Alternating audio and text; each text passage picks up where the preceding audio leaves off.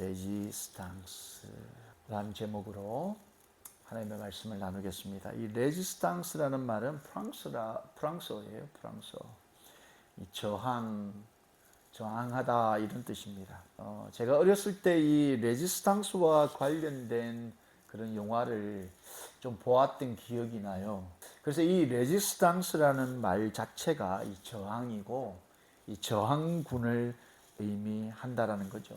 자기보다 거대한 힘과 권력 앞에 그냥 순응하는 것이 아니라 저항하고 부딪혀서 옳고 그름을 주장하고 드러내는 것, 이것이 레지스탕스의 정신이다, 이렇게 볼 수 있는 거죠. 그런데 여러분, 어떤 시대나 이런 저항군이 있었다라는 거예요. 레지스탕스 하는 이 저항하는 세력들이 있었다라는 겁니다. 그런데 하나님께서 저와 여러분을 이 세대를 살아가면서 이 세대 사단 마귀가 공중 권세 잡아 있는 그 사단 마귀의 세력에게 저항하는 레지스탕스와 같은 그런 존재로 우리를 부르셨다라는 겁니다. 로마서 12장 2절 말씀을 여러분 보시면, 너희는 이 세대를 본받지 말고 오직 마음을 새롭게 함으로 변화를 받아 하나님의 선하시고 기뻐하시고 온전한 뜻이 무엇인지 분별하도록 하라. 이게 하나님께서 저와 여러분 믿는 하나님의 백성들을 이 땅에 저항하는 레지스탕스로 부르셨다라는 거예요. 이 세대를 본받지 말라는 겁니다. 이 세상의 흐름을 따라가지 말라는 겁니다. 그리고 오히려 우리의 마음을 새롭게 함으로 하나님이 주시는 그 변화, 그 도전, 그것을 받아서 날마다 하나님의 선하시고 기뻐하시고 온전한 뜻이 무엇인가를 찾으라는 겁니다. 분별하라는 겁니다. 그걸 따라가라는 겁니다. 이게 바로 영적인 레지스탕스, 저와 여러분을 부르신 이유라는 겁니다. 자, 그래서 세상과 세상 흐름에 저항하며 살아야 될 저와 여러분에게 오늘 본문에게 주시는 가장 큰 영적인 교훈은 바로 하나님 나라를 기다리면서 예수가 계신 곳을 날마다 바라보며 이 세대 앞에 하나님의 뜻으로 저항하며 살라고 말씀을 하고 계시는 겁니다. 오늘 본문 43절을 보면 한 사람이 등장을 하는데, 자, 43절 함께 봅니다. 아리마대 사람 요셉이 와서 당돌이 빌라도에게 들어가 예수의 시체를 달라 하니 이 사람은 존경받는 공회원이요 하나님 나라를 기다리는 자라. 이 한 사람이 등장하는데 그 사람이 누구냐? 바로 아리마대 출신의 사람인데 그의 이름이 요셉이었다라는 겁니다. 아주 요셉이라는 이름은 성경에 많이 등장을 합니다. 아마 그 당시에 굉장히 흔했던 이름 같아요.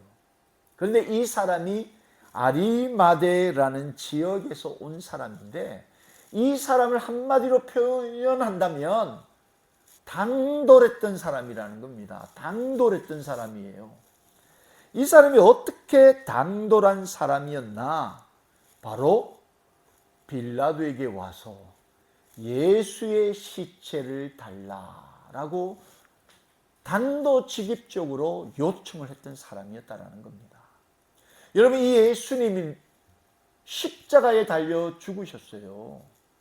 법적으로는 반역자로 십자가 극형을 당했던 인물이었습니다. 그런 사람의 시체를 내어달라고 이야기를 한다는 것은 그 당시 시대적인 분위기, 그 당시 상황을 봤을 때는 굉장히 위험한 요구였다라는 겁니다. 그런데 이런 요구를 하는 사람이 범죄자나 어떤 사회로부터 낙인 찍힌 사람이 아니라 바로 존경받는 공회원이었다라는 겁니다. 무슨 근거로 이 사람은 이런 당돌한 행동을 할 수 있었느냐? 바로 성경은 하나님의 나라를 기다리던 사람이었다. 여러분, 하나님의 나라를 바라보며 하나님의 나라를 기다리는 사람들은 이 땅 중심의 사람들이 아니라는 겁니다. 이 땅에서 주는 대로, 이 땅에서 원하는 대로 이 세대를 따라가는, 쫓아가는 그런 사람이 아니라는 겁니다. 많은 사람이 예수의 그 죽음을 불과 얼마 지나지 않았지만 다 잊어버리고 그들은 무엇을 준비하고 있었습니까? 오늘 본문 42절을 보면 이날은 준비일 곧 안식일 전날이므로 저물었을 때에 이 아리마대 사람 요셉이 예수의 시체를 요구했다라는 거예요. 그러니까 모든 사람들은 지금 안식일 전날이었기 때문에 이 유대인의 전통을 따라서 이 안식일을 준비하기 위해서 얼마나 마음이 분주하고 이 안식일을 거저 잘 지내기 위해서 마음과 몸을 정결하게 하고 준비하느라 분주한 그 시점에 이 아리마대 요셉은 예수의 시체를 내놓아라 이렇게 요구했다라는 거예요. 예수가 십자가에 달려 죽든 그가 죽어서 부활을 하건 그것이 아무런 그들하고는 관계가 없었다라는 겁니다. 그저 전통을 따라서 우리는 안식일을 잘 준비하면 된다. 철저하게 준비하면 된다. 그래서 이 예수의 시체도 빨리 없애려고 이 유대인들이 얼마나 분주했는지 모릅니다.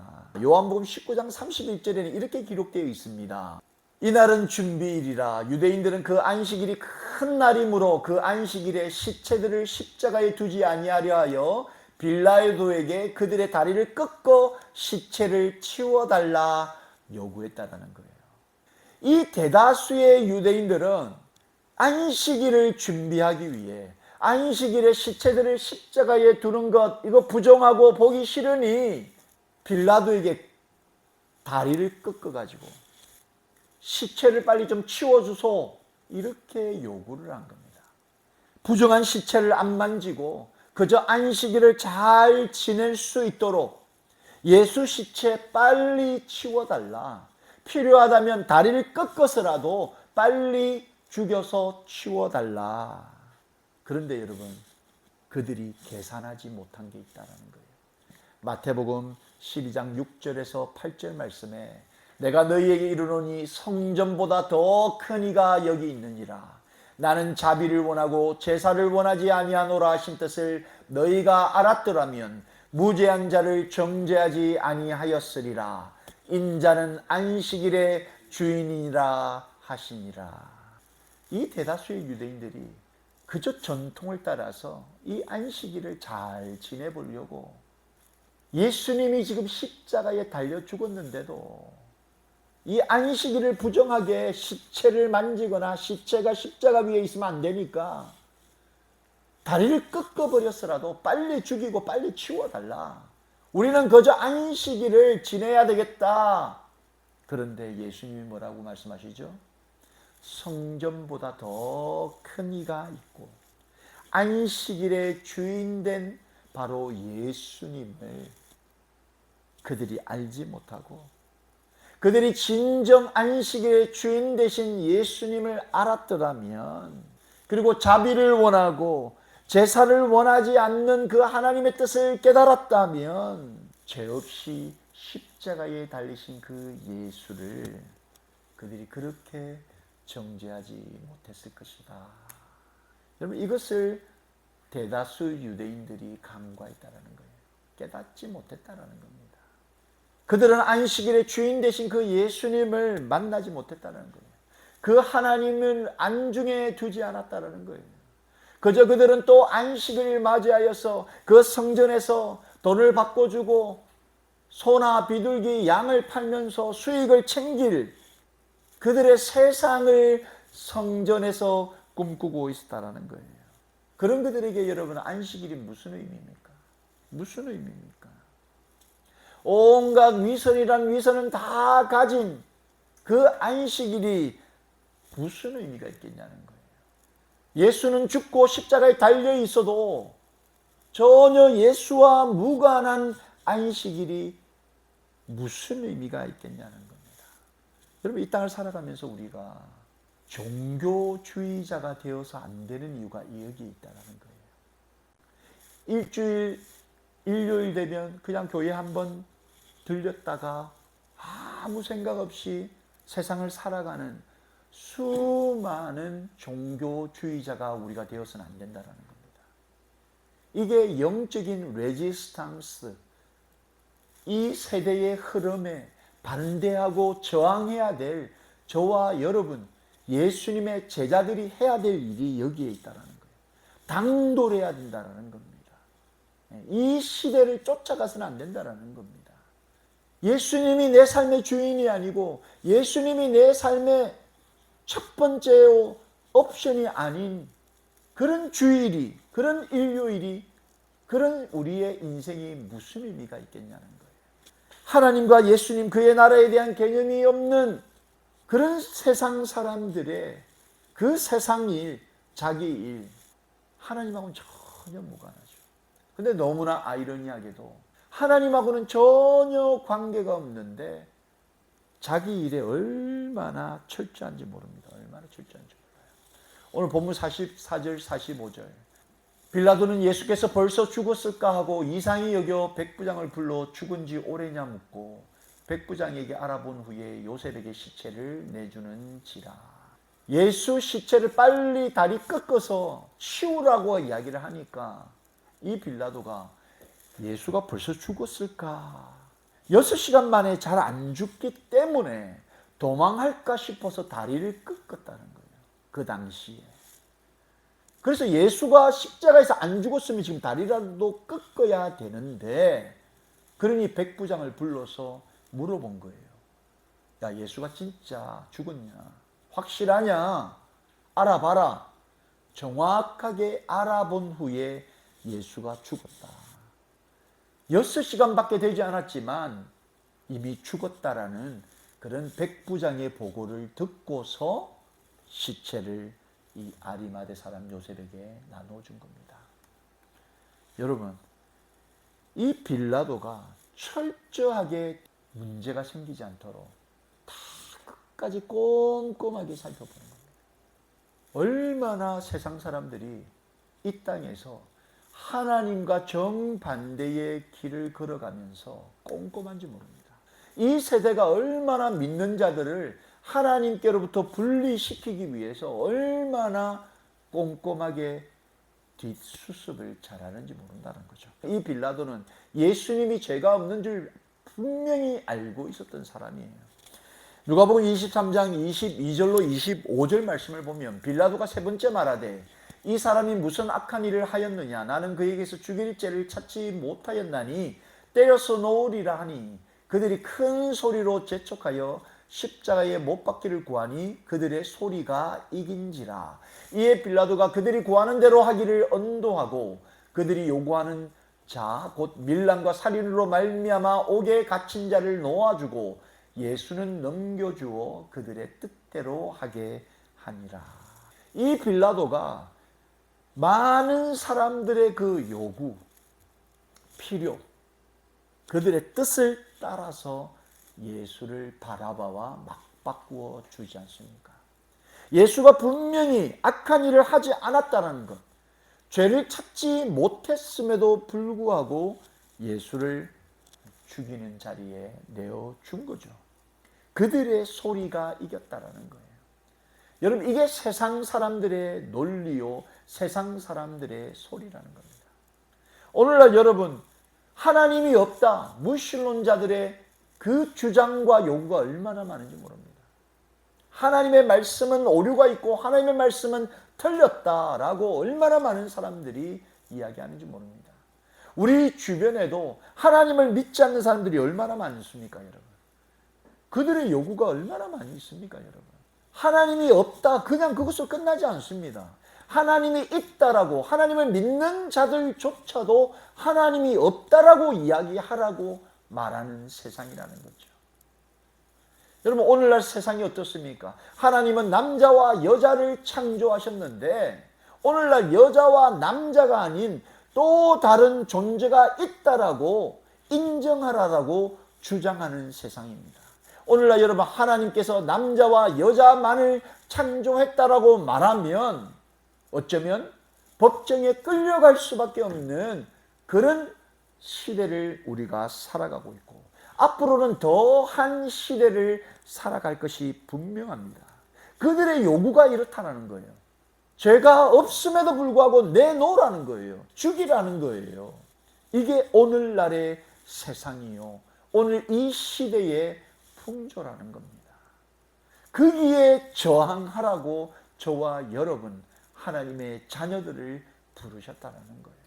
이런 세대에 저항하고 부딪혀서 하나님은 살아계시고 예수 그리스도는 죄가 없이 우리를 위해 십자가에 달려 죽으셨다라는 이 메시지를 가지고 세상에 부딪혀라, 세상의 흐름에 부딪히라고 우리를 부르셨다라는 거예요.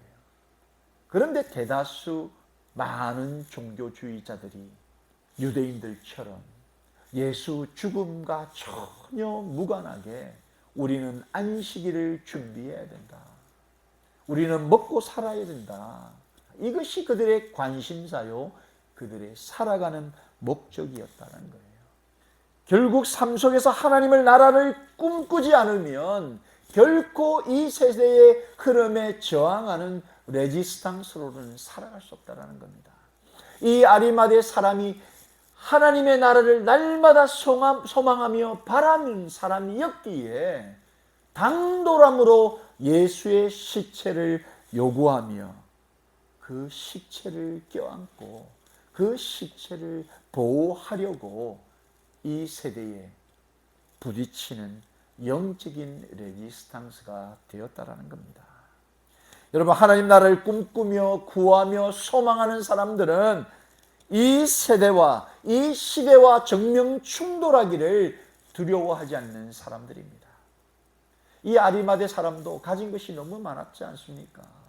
공회에 존경받는 회원이었습니다.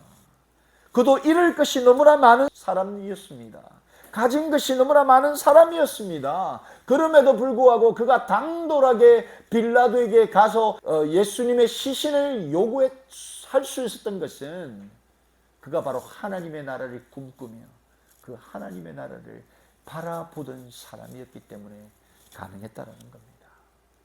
여러분, 우리가 이 시대에 영적인 레지스탕스가 되어서 세상 풍조와 흐름의 정면으로 충돌하려면 바로 하나님의 나라를 바라보며 소망하며 살아야 한다는 겁니다.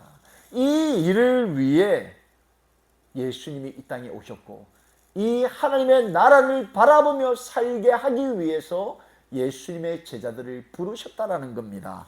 누가복음 9장 1절 2절 말씀을 보면 예수께서 12제자를 불러 모으사 모든 귀신을 제어하며 병을 고치는 능력과 권위를 주시고 하나님의 나라를 전파하며 앓는 자를 고치게 하려 내보내셨다라고 기록하고 있습니다. 하나님의 나라를 전파할, 하나님의 나라, 이게 바로 예수님의 제자를 부르신 이유요 목적이었다는 거예요. 그들 때문에 지금 우리가 하나님의 나라를 바라며 소망하며 살아가고 있는 것 아니겠습니까? 그것이 예수님의 제자들, 오늘날 저와 여러분 하나님의 성도들이 감당해야 될 몫이요 사명인 것입니다. 사도 바울도 사도행전 28장 30절 31절 말씀에 바울이 온 이태를 자기 셋집에 머물면서 자기에게 오는 사람을 다 영접하고 하나님의 나라를 전파하며 주 예수 그리스도에 관한 모든 것을 담대하게 거침없이 가르치었다, 이렇게 기록하고 있는 거죠. 여러분, 사도 바울도 그 열악한 환경 속에서 하나님의 나라를 전파하며 주 예수 그리스도에 관한 모든 것을 어떻게 전했습니까? 담대하게 거침없이 가르쳤다, 이렇게 기록하고 있습니다. 여러분, 우리가 이 땅을 살아가면서 하나님의 나라를 바라며 소망하며 살아갈 때에 하나님의 나라를 전파하며 살아야 합니다. 하나님의 나라를 전하며 살아야 되는데, 이 하나님의 나라를 이 세대에서 전할 때에 우리에게 담대함이 필요합니다. 거침없이 가르치며 전할 수 있는 그런 담대한 영적인 용기가 우리에게 필요하다는 거예요. 이 용기를 누가 주시는 거냐? 바로 성령 하나님께서 우리에게 주시는 거라는 거예요. 성령께서 우리를 다스리시고 담대하게 거침없이 당돌하게 하나님의 나라를 선언하고 선포할 수 있는 힘과 능력을 우리들에게 주신다는 겁니다. 이 모든 것이 바로 하나님의 나라를 바라볼 때, 예수님이 계신 그곳을 바라볼 때 가능하다는 겁니다. 본문 46절 47절 말씀을 보십시오. 요셉이 세마포를 사고 예수를 내려다가 그곳으로 싸서 바위 속에 판 무덤에 넣어두고 돌을 굴려 무덤 문에 놓음에 막달라 마리아와 요새의 어머니 마리아가 예수 둔 곳을 보더라. 여러분, 이 여자들이 평소 예수님을 따라다니며 예수님이 계신 곳을 바라보던 여자들이었어요. 그들은 멀리서나마 예수님이 십자가에 달린 그 모습을 바라보고 있던 여자들이었어요. 그리고 예수님이 죽어서 이제 세마포에 쌓여서 무덤 속에 들어가 있는 그 곳을 바라보던 사람들이었다는 거예요. 바로 이 사람들이 여러분 예수님의 증인들이었습니다. 예수님을 증언했던 사람들이에요. 예수를 증언하는 사람들의 가장 공통점은 뭐냐면 예수가 계신 곳을 바라보는 사람들이라는 겁니다. 여러분, 우리가 하나님의 나라를 꿈꾸며 하나님의 나라를 소망하며 하나님의 그 나라를 우리의 삶 속에서 전할 수 있는 힘과 능력이 어디서 오느냐? 바로 예수님을 바라볼 때, 예수님이 계신 곳을 바라볼 때, 예수를 바라볼 때 그 힘과 능력이 생긴다는 겁니다. 예수님을 바라보지도 않고 예수님이 계신 그 하나님의 나라를 바라보지도 않고 꿈꾸지도 않는데 어떻게 예수님을 전하며 하나님의 나라를 전할 수 있겠습니까? 예수님이 계신 그 하나님의 나라를 날마다 꿈꾸며 소망하며 바라보는 사람이어야 삶 속에서 하나님을 증언하고 하나님을 증거하고 그 하나님의 나라를 가르치며 선언할 수 있는 거죠. 하나님의 나라를 그 똑똑히 바라봐야 흔들리지 않는 겁니다. 여러분, 하나님의 나라를 똑똑히 바라보지 않으면 이 세상을 살아가면서 얼마든지 우리는 예수님을 부인하고 하나님을 부인하며 하나님이 어디 있어? 예수가 어디 있어? 죽으면 끝이지 뭐가 있어? 얼마든지 이 세상 흐름대로 살아갈 수 있다는 겁니다. 바라보는 자만이 흔들리지 않고 세상과 하나님 나라를 혼동하지 않는데 이것이 바로 여러분 믿음이라는 겁니다.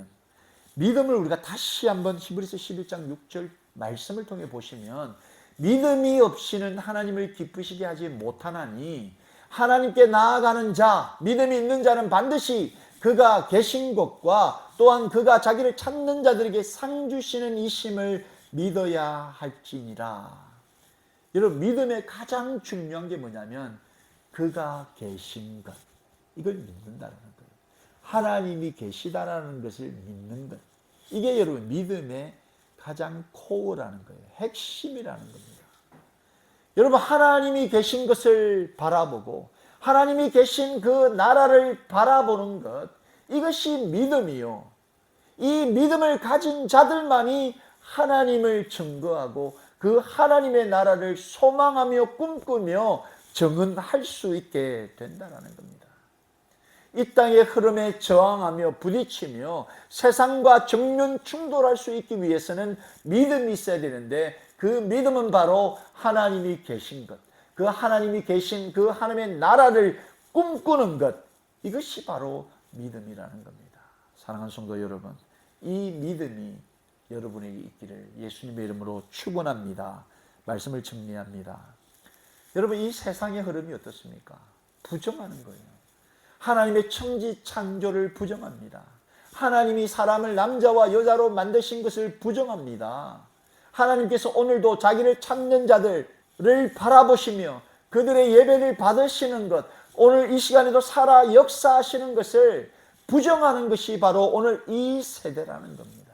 이 세대와 정면 충돌할 수 있는 영적인 저항군 레지스탕스를 오늘도 예수님의 제자로 부르고 계시다는 겁니다. 여러분, 이 영적인 전쟁에서는 죽거나 살거나 둘 중 하나밖에 없는 겁니다. 저항에서 살아남든지 죽든지 둘 중 하나밖에 없어요. 회색지대는 존재하지 않는다는 겁니다. 여러분, 오늘 말씀을 통해 우리 스스로를 한번 살펴보자는 겁니다. 지금 우리는 어느 지역에 어느 위치에 서 있습니까? 일본으로부터 나라를 빼앗겼을 때 수많은 사람들이 일본의 앞잡이가 됐지 않았습니까? 그런 사람들을 우리가 친일파다, 매국노다, 반민족 행위자다 이렇게 부르지 않습니까? 그들이 왜 자신들의 국가를 배신하고 일본의 앞잡이가 되었습니까? 그들은 독립이 될 거라고 생각하지 못했다는 겁니다. 죽었다 깨어나도 일본 제국 앞에 우리가 독립을 할 수 있을 거라 생각하지 못했다는 거예요. 우리 대한민국이란 나라가 생기지 않을 거라고 생각했다는 겁니다. 그래서 그들은 그죠? 일본에 부합해서 일본이 원하는 대로 그렇게 살았던 겁니다. 그저 하루하루 일본군, 일본 나라 눈치 살피면서 안 죽고 살아남으려면 뭔 짓을 못하겠느냐 이러면서 우리 같은 동족을 내어주고 죽이고 매국을 했던 것 아니겠습니까? 우리가 하나님의 나라를 바라보지 못하고 꿈꾸지 못하고 소망하지 못하면 우리는 언제라도 이 땅 중심으로 하나님 나라가 아닌 이 땅 중심으로 살아가면서 하나님 나라를 부정하며 살 수밖에 없는 그런 연약한 존재들이라는 겁니다. 그러나 그런 연약한 저와 여러분을 부르셔서 하나님은 또 다른 혁명을 꿈꾸고 계시는 겁니다. 이 세상과 정면 충돌할 만한 영적인 하나님의 사람들을 부르십니다. 그 부르신 저와 여러분에게 예수님이 뭐라고 말씀하십니까? 마태복음 28장 19절 20절 말씀을 보시면 그러므로 너희는 가서 모든 민족을 제자로 삼아 아버지와 아들과 성령의 이름으로 세례를 베풀고 내가 너희에게 분부한 모든 것을 가르쳐 지키게 하라. 볼지어다 내가 세상 끝날까지 너희와 항상 함께 있으리라 하시니라. 우리를 부르셔서 우리에게 힘과 능력을 주시며 세상 끝날까지 우리와 함께 동행하시면서 우리에게 바로 하나님의 나라를 가르치며 또 다른 제자를 삼아라 이렇게 말씀하고 계시는 겁니다. 여러분, 이 말씀을 우리가 부여잡고 날마다 하나님의 나라를 소망하며 바라보면서 기대하면서 예수님이 계신 그 하나님의 나라가 이 땅에 이루어지는 일에 귀하게 쓰임받는 저와 여러분이 되기를 예수님의 이름으로 축원합니다.